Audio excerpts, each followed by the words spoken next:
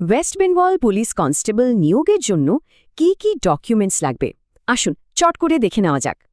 সবচেয়ে জরুরি নিয়মটা দিয়ে শুরু করা যাক। পরিষ্কার বলা আছে, ডকুমেন্টে কোনো গরমিল থাকলে কিন্তু আবেদন বাতিল। এই অফিসিয়াল নোটিশটা দেখছেন তো, এর সবকিছুই আমরা ভেঙে বুঝিয়ে দেব যাতে প্রস্তুতিতে কোনো ভুল না হয়। মোট 12টা আলাদা আলাদা ডকুমেন্টের কথা বলা হয়েছে, চলুন এক এক করে দেখে নিই। প্রথমেই বলি সেই 3টা ডকুমেন্টের কথা যেগুলো কিন্তু একদম মাস্ট, মানে লাগবেই লাগবে। সেগুলো হলো আধার কার্ড, বয়সের প্রমাণপত্র আর শিক্ষাগত যোগ্যতার সার্টিফিকেট। এখানে একটা তারিখ খুব জরুরি। শিক্ষাগত যোগ্যতার সার্টিফিকেটটা কিন্তু 5ই এপ্রিল 2024 বা তার আগের হতে হবে। এবার আসি ক্যাটেগরি সার্টিফিকেটের কথায়। এখানে কয়েকটা নিয়ম খুব ভালো করে মাথায় রাখতে হবে। এই নিয়মগুলো কাদের জন্য? ওবিসি, ইডব্লিউএস আর SC/ST প্রার্থীদের জন্য।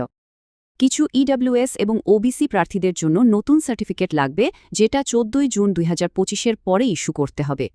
দার্জিলিং আর কালিম্পংয়ের হিল সাবডিভিশনের বাসিন্দাদের জন্য একটা স্পেশাল ডোমিসাইল সার্টিফিকেট লাগবে। এছাড়াও আরও কিছু স্পেশাল ক্যাটেগরি আছে, চলুন তাদের সার্টিফিকেটগুলো দেখে নিই। এই লিস্টটা একবার দেখুন, কোন ক্যাটেগরির জন্য ঠিক কোন সার্টিফিকেটটা লাগবে সব এখানে দেওয়া আছে। সব ডকুমেন্টস রেডি হয়ে গেলে অ্যাডমিট কার্ডের জন্য এগুলো অনলাইনে আপলোড করতে হবে। একটা কথা মাথায় গেঁথে নিতে হবে, আপলোড করা ডকুমেন্ট আর আসল ডকুমেন্ট যেন হুবহু এক হয়। ফাইনাল রুল কিন্তু এইটাই, আপলোড করা আর আসল ডকুমেন্টে চুল পরিমাণ পার্থক্য থাকলেও আবেদনপত্র বাতিল। তাহলে মূল কথাটা কি? প্রস্তুতি।